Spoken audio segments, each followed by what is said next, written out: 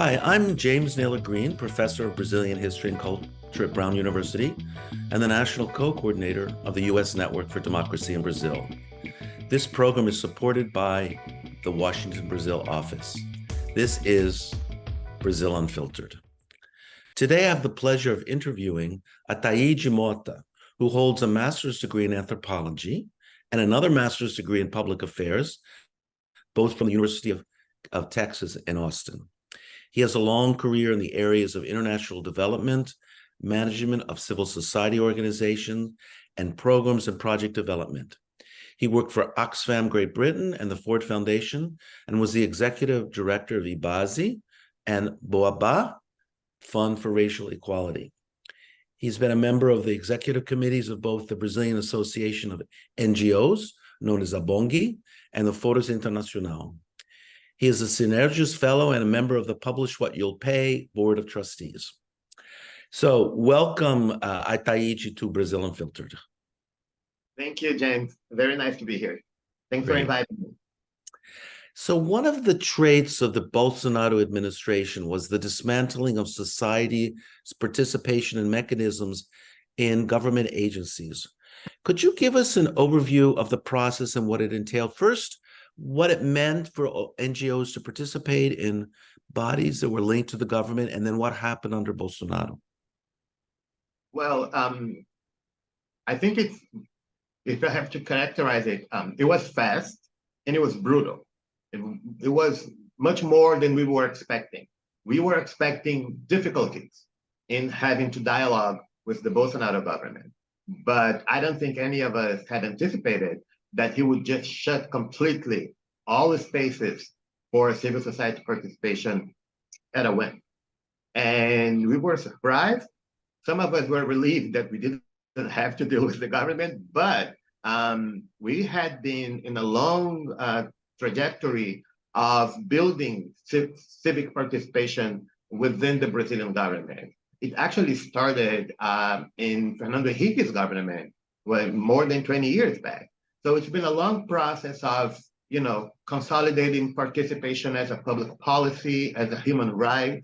We have to right to participate. We have the right to participate.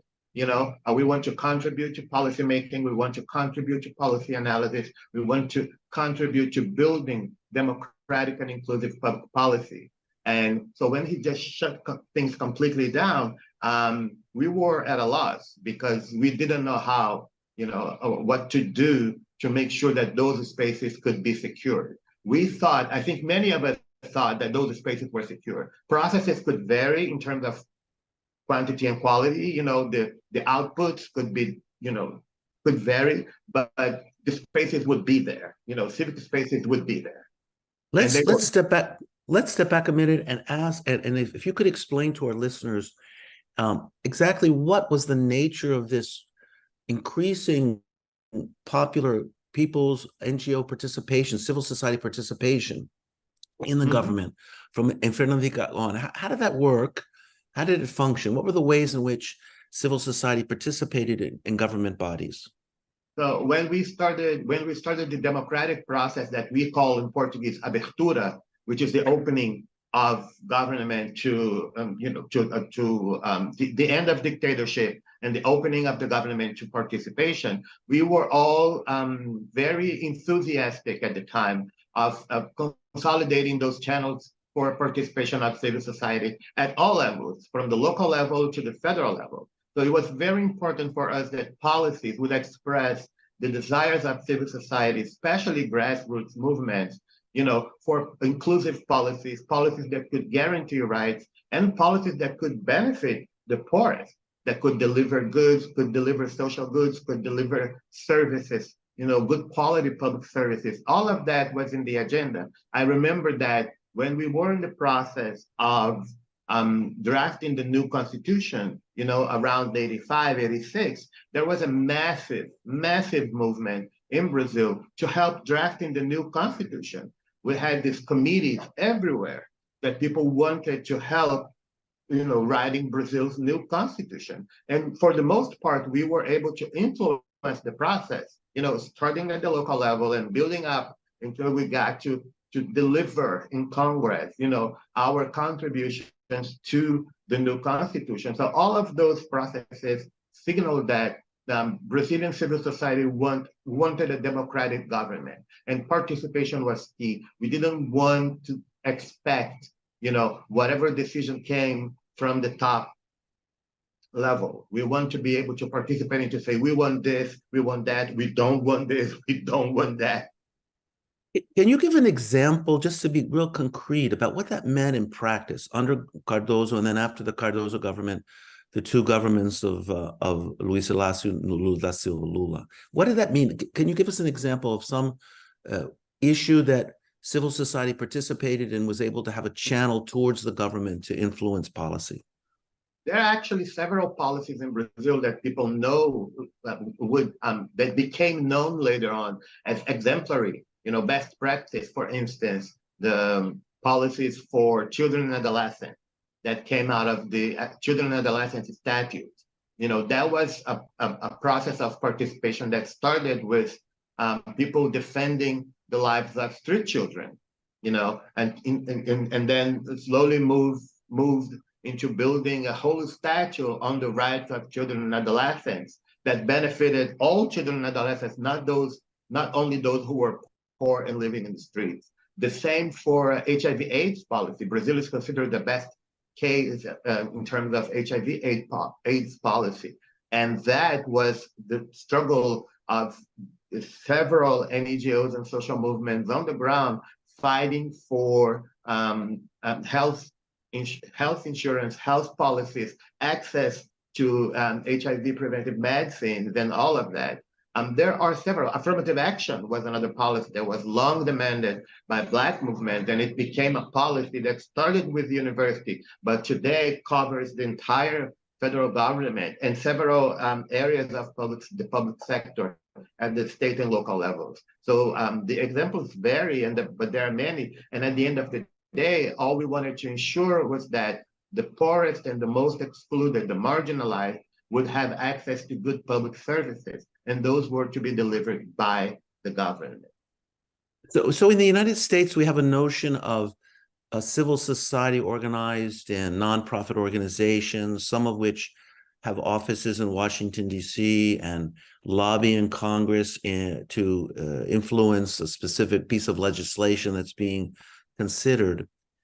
My understanding of the situation in Brazil is a little different in that many institutions of the government have established bodies that require the participation of civil society as advisory bodies that have a vehicle, a way, a means to articulate and express these ideas outside of individually going to a congressperson and asking that congressperson to support a specific law. And so maybe you could give our listeners a kind of a sense of what it would mean for either someone advocating for children's rights or for HIV/AIDS policy.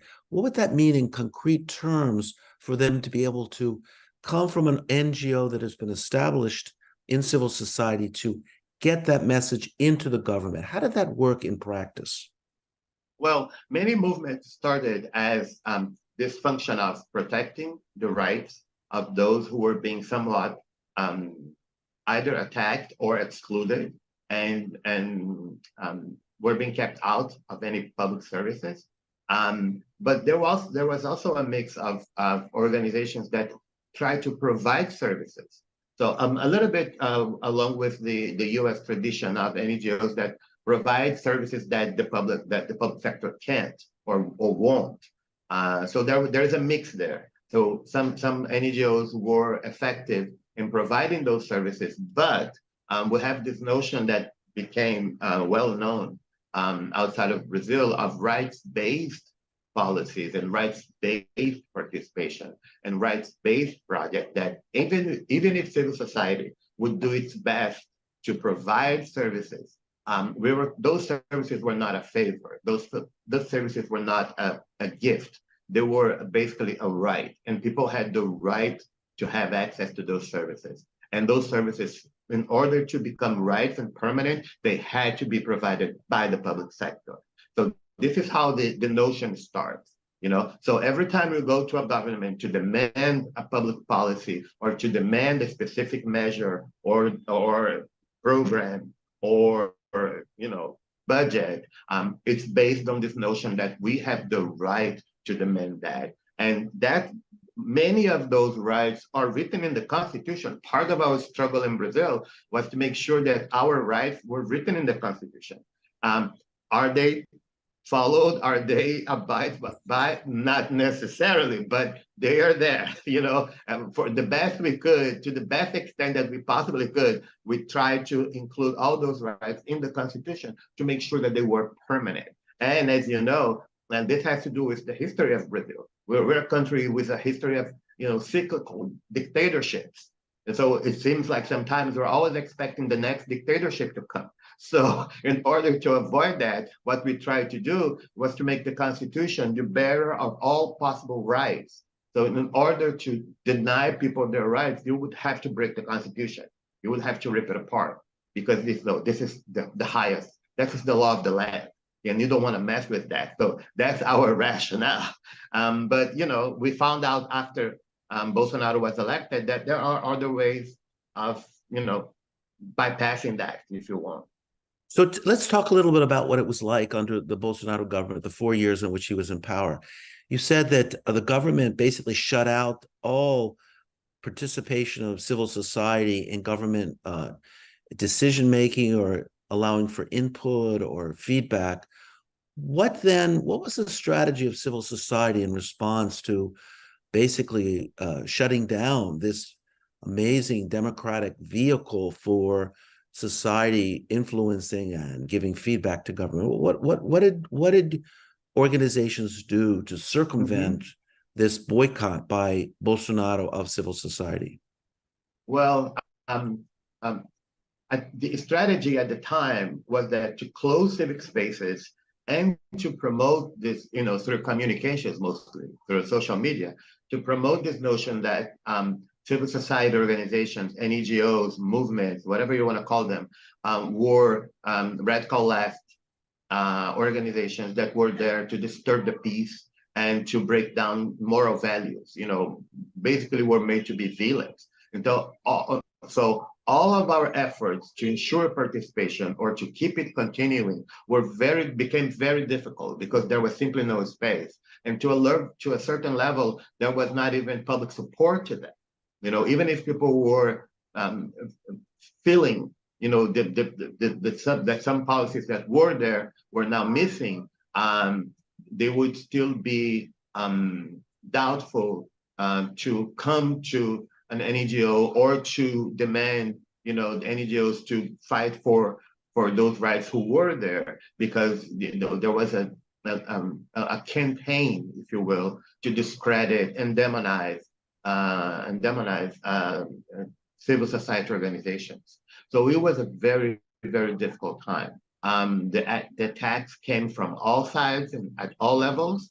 The system, because it was so complex and so multi-level, Bolsonaro closed civic spaces at the federal level, but some spaces he could not close because the way they were written in the Constitution, for instance, the health system, without the participation in the health system, the system wouldn't work, because you need to make the money that would go through the system from federal to local levels needed to go through that tunnel in which participation was key. So he was able to close or to empty several spaces at the federal level, but some spaces at the state and local levels continued to work with a lot of difficulties, because the money was difficult to come in, but he couldn't simply shut everything because it was not in his power to do so. So for example, there would be, for example, in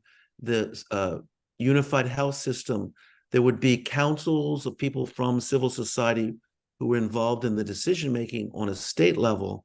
And Bolsonaro was not able to shut that down because that was constitutionally mandated. And therefore, civil society was able to work more on a local or a state level, even though they were shut out of federal decision-making policies. That's right. That's right. But it wasn't because the climate around it was so difficult. The fact that they were able to participate at the local and state levels didn't mean necessarily that they were able to fully participate or to continue to promote progressive policies, because it was a package. Now, it was not only the participation channels, but also the policy, the content of the policy. Any policy that would seem or was labeled progressive or leftist was considered a bad policy because it would be an attack on the family values, and there was this whole moral code that people were abiding to and promoting. Many of it were based on lies, this notion of what is a family, and people want to destroy families and children and all of that. So it was all very confusing, but very aggressive at the end of the day.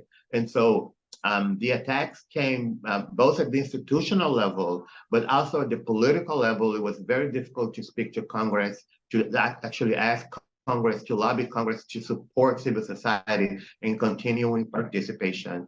We became a minority in Congress, so there was very little strength. And the attacks came down to personal. Organizations were literally threatened by Bolsonaro. He would mention organizations by name. This organization, that organization, these are sent by, the US, whatever, or for money from Soros, or he would just name people, he would drop names and mention things that were not true, just to create this whole fantasy that, this is a conspiracy against Brazilian sovereignty. So it's an attack on Brazilian sovereignty. So it became very, very difficult to act. And of course, political violence became, part of the everyday life. So many organizations had to shut down, had to diminish their activities considerably because they were not able to function, by fear of being attacked. There were several cases in which organizations and individuals were attacked by what we called here lobos solitarios, lone wolves, people who were just mad and just angry at the left and would just, shoot people and fight. And, there were people died because they defended Lula or the Workers' Party. And so it became a very, very difficult period for civil society. So Lula has been in the presidency now 10 months, and things have changed dramatically in a lot of ways. What is the Lula administration's plans, or what has it been doing to reestablish the channels of participation? How are things different now under the new government? Well, one thing that is good is it's like a cloud lifted, and we could all breathe, easily. And of course, many people were very involved in the election process, because we want to make sure that we would go back to normalcy, a sense of normalcy, everyday normalcy, that we could work and we could, continue doing activism without the fear of being, killed. But having said that, the anxiety to bring back normalcy, I think, somehow, distracted us from discussing the contents of the policies that we were to see in place. And then I think it's important to mention, even though the participation process in Brazil was very, very intense, very progressive, and very firm in the Constitution and in terms of social practice, it wasn't perfect. There were critiques. There were things that we didn't think worked really well, and sometimes it was frustrating, and sometimes not necessarily all good policies came through those channels. Sometimes policies came from projects that were implemented by NGOs, and they became policies afterwards because they succeeded. And so the system was not perfect. And so when Lula was elected, we were just so relieved that things would be back to normal that we didn't have time to discuss with the government how participation was going to be, implemented now in the new government, how we're going to bring it back. And we didn't have time to do an evaluation of what was happening before. What was good, what was bad. So now we're dealing with a process in which there is an intense call for participation. We're overwhelmed, with invitations to participate in everything, and we're not having time to discuss the quality and the process. So at some point, we would like to discuss the quality and the process of participation in governmental structures to make sure that they are having an impact. Right now we don't know because we're just going to meetings, that endless meetings with no money to secure any policy. So it's a bit confusing. I can imagine. So as you're well aware, there are a set of national myths that surround the country and the stereotypes connected to that. One of the national myths of the United States, I think reinforced a long time ago by a French observer of the early America, was to Tocqueville, the nature of democracy, the civil society participation in the United States. And many people contrast that with other countries, saying that they have less of that popular democratic tradition. One of the things that really struck me when I went to Brazil the first time during the dictatorship and saw the process of democratization was the emergence of NGOs, civil society organizations that really became very involved in trying to reshape policies in the country. I've read one estimate that there are over 800,000 NGOs in Brazil. I don't know if that's an accurate or an optimistic assessment of the numbers, but it's quite striking to think that you have so many organizations that have been established over the years. Give our listeners a kind of a notion of the kinds of diverse civil society organizations, NGOs that exist in Brazil. You mentioned a few in the very beginning, but if you could give us some other examples of other civil society organizations that are functioning today. Well, that number is based on a legal definition. And that was the only way they could actually have a different access to a number in order to make some sort of scenarios, so to speak. So we're talking about it's a large number. It's a lot of organizations, but we're talking about a very diverse. Sometimes people use ecosystem as a word to describe the whole of them together. I'm not sure if this is the right word to describe it, because some of them are, in order to be an ecosystem, I would assume they would have to be connected somehow. And outside of the legal definition, many of these organizations are not really interacting with one another. So you're talking about, recreational organizations, religious organizations, faith-based organizations, churches, hospitals.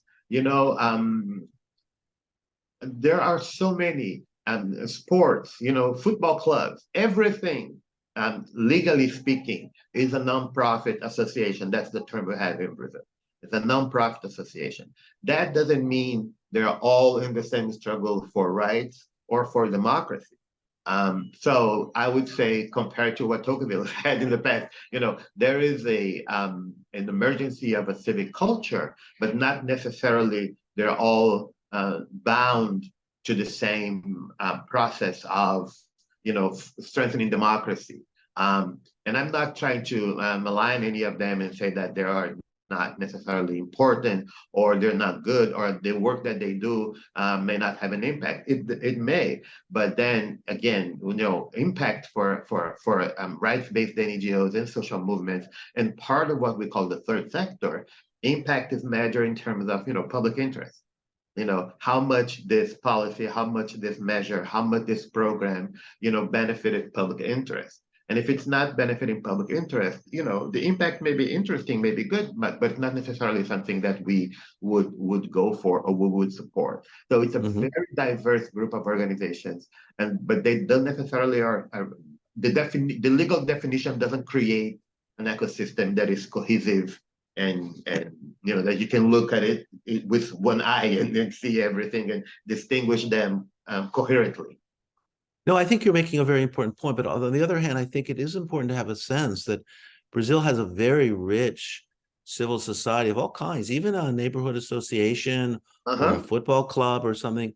And there is really a stereotype against that that's not the case in Brazil. I think those who really follow the history of social movements and their involvement in social change know that's quite different. But there's a larger context in which these emerge, which I think is important to point out. So you mentioned that Lula's coming to power and the demands on civil society organizations that are involved in rights-based mobilizations has put tremendous pressure on organizations to attend meetings, to give their feedback, to participate once again in decision-making bodies, and that you haven't had a chance yet to step back and reflect on what this new stage means. But what would you say are the new challenges or the new ways in which organized civil society needs to think about their role in strengthening and consolidating democracy in Brazil? What are the new things that you think need to be put forward to strengthen a democratic rule in Brazil and carry out the visions of creating a more egalitarian and more socioeconomically equal society? I think there are certain areas that would say are priorities in terms of what we would like to see changing in Brazil in order for democracy to be strengthened.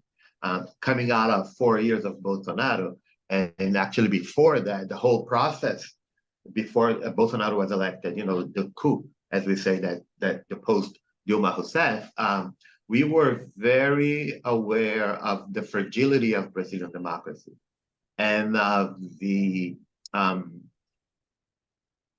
institutional ways in which political forces could manipulate the system so that, we don't want to have a dictatorship, but we do want to have a right-wing government that would not win the election through the normal channels. So we were manipulating the system so that we can create or impose a conservative government without the necessary due political process, which is at the end of the day is a threat to democracy because you're just manipulating the system. So becoming aware of that fragility was a very I would say difficult process. We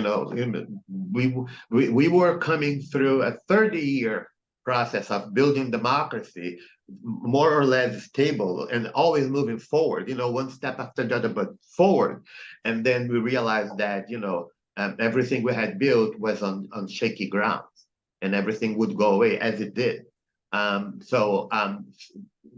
Going back to it now, I think it's important to secure that our political system, is stable enough to handle, the whatever result the elections may bring, whatever election it is. And so if a conservative force win the election and that's legitimate, we can handle it. But the checks and balances of the system need to be there. And certain things need to be made. We need to make sure that certain things won't just disappear because a conservative government came in. Because at the end of the day, the notion of government and state in Brazil, it sometimes is confusing. Some policies are state policies and they're meant to last, and government can do only so much in terms of that, specific term that they're going to be in government. And when those things get confused, everything is on shaky ground, and that's very difficult to handle for civil society. There are policies, now talking about the progressive forces, there are policies and notions within the progressive forces that are not a unanimity within civil society, especially in terms of economic policies. Some of us do think that the Lula government's economic policies are too neoliberal, are too close to private interests, and that we still need to do a lot of changes in terms of social policies in Brazil in order to create a little bit more equal society than we have today. So the notion that economic policies that generate wealth will necessarily reflect on the improvement of the life of the poorest. We knew that didn't work in the past, and we know that's not going to work today.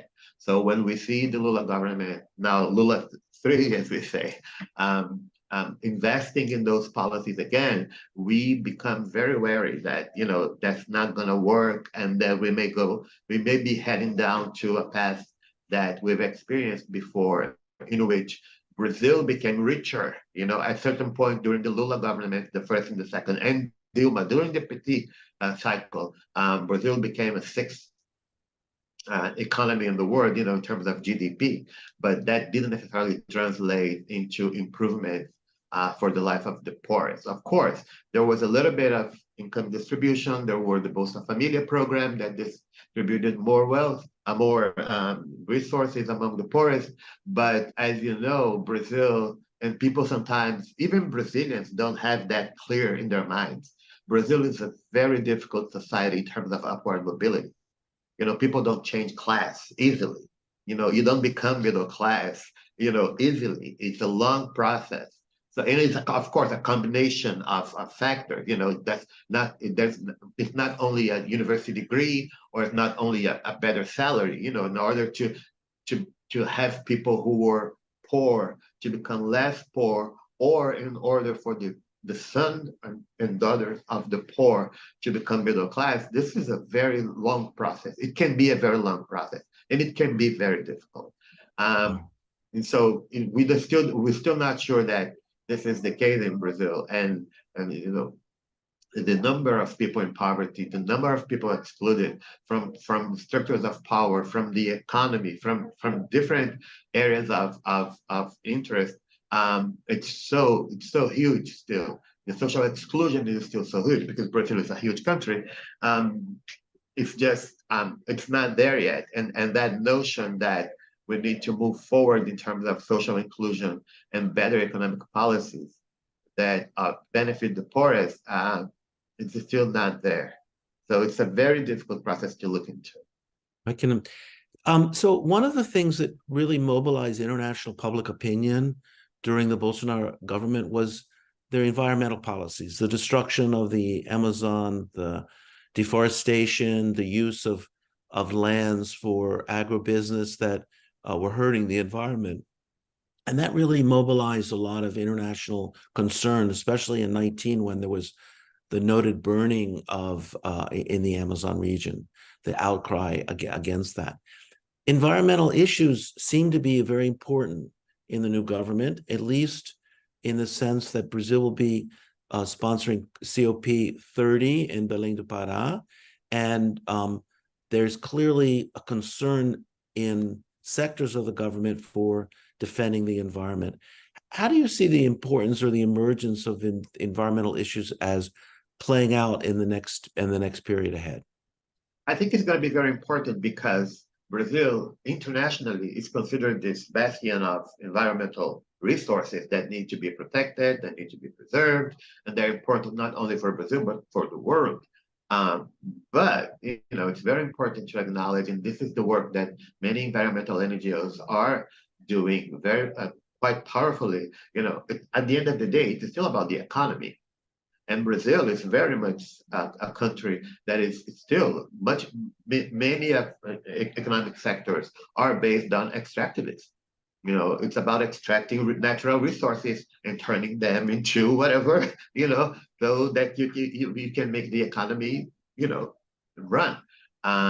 When you have that sort of matrix, it's very hard to talk about environmental issues in a manner that is, you're just trying to find a ways to extract natural resources in a less, in a less harmful way. And as we're discussing in the COPs every year, that less harmful way is not enough.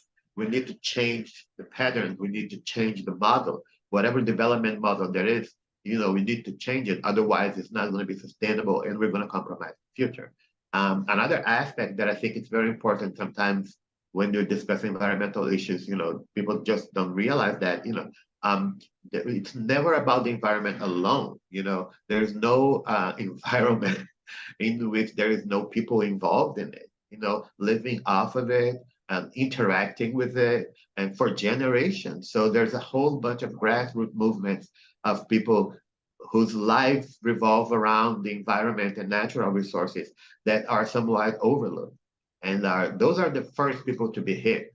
You know, when the environment is in danger, you know, the first ones to be hit before the trees are the people who live around that environment, because, you know, they need to be taken out of there in order to facilitate the process of extracting whatever natural resource there is. You know, they lose access to their livelihoods, to their cultural traditions. You know, they're expelled, their rights are violated, sometimes in a violent process. So the environment is never about the environment alone, but about the people who live around that environment and to actually help that environment to thrive, you know. And it's the notion that the environment just produces itself without any intervention. It's kind of a crazy one. You know, there's a lot of interaction and peoples, traditional peoples, as we say in Brazil, not only indigenous people, but traditional peoples that live around the environment, through the environment, part of the environment, you know, and they're there cultivating that environment. It's a symbiotic relationship between those people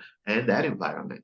And sometimes, you know, for the most part, when you're talking about, you know, this environment is being in danger, the people around it are the first to be hit, and that's the first to suffer the consequences. So it's very important. Brazil, Lula specifically, you know, is very good at, you know, dealing with international issues, and that putting Brazil at the top of the list and participating in the international arena, that's very important.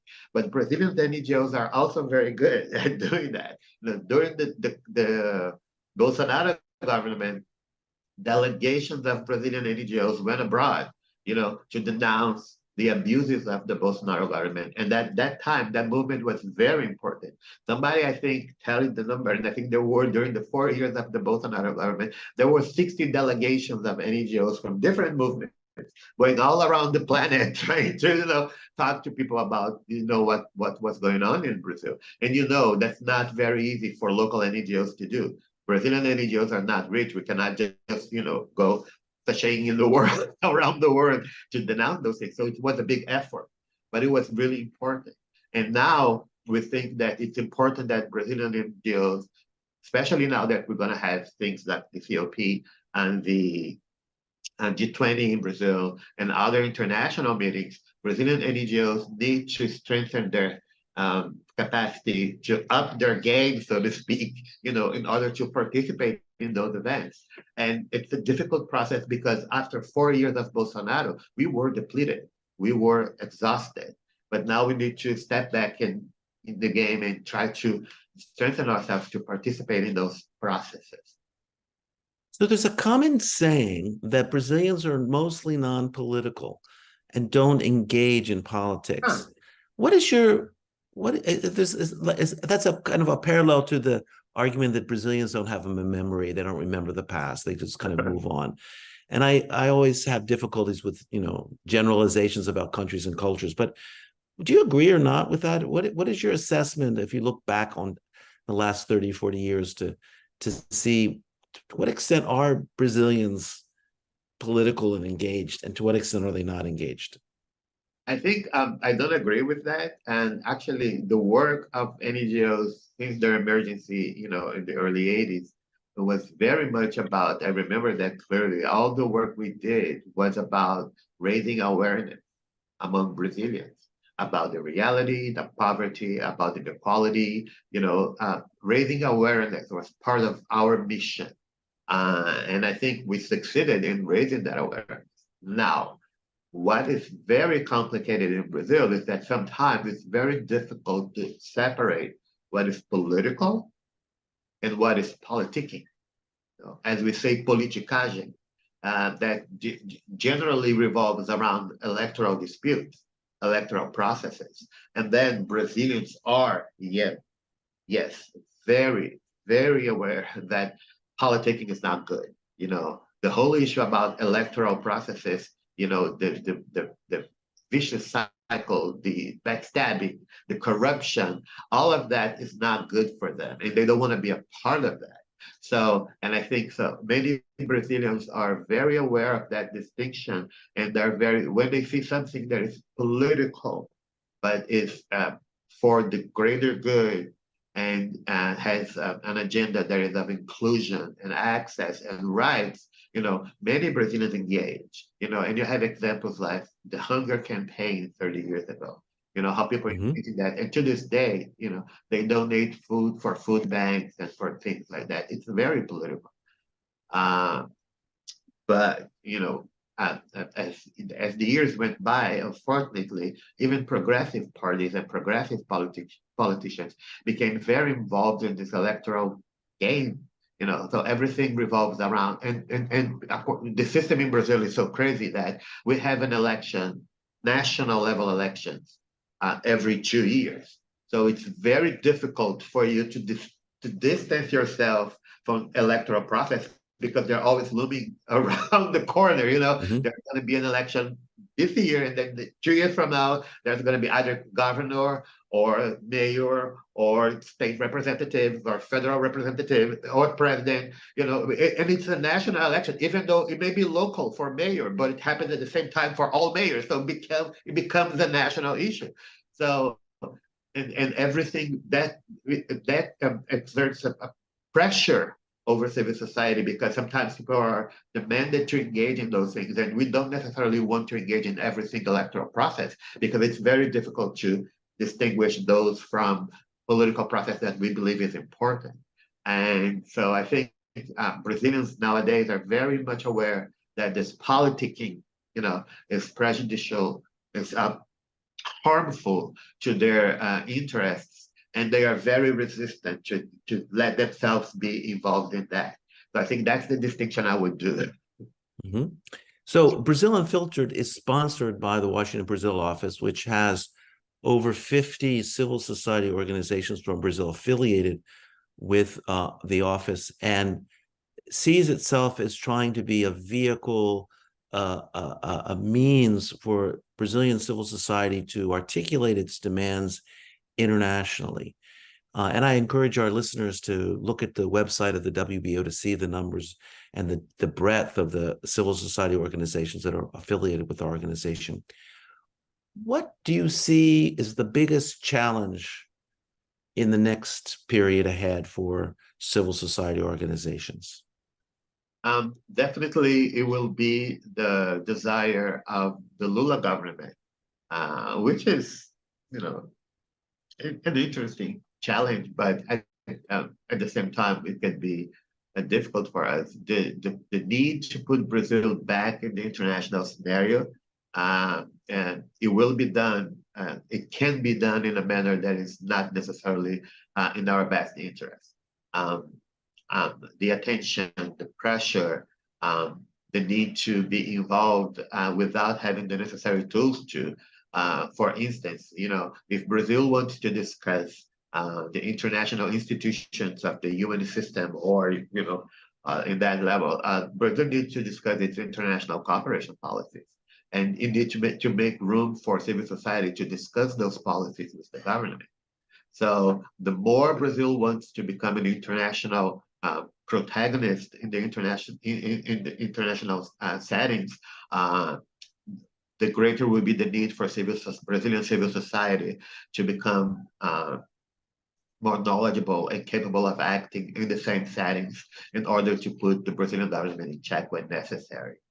So that's going to be a challenge for the next 2 years, definitely. Athayde, I want to thank you so much for joining us today, taking time out from your busy schedule to join us on Brazil Unfiltered. Thank you so much for being with us today. You're very welcome. It was a pleasure. I had lots of fun.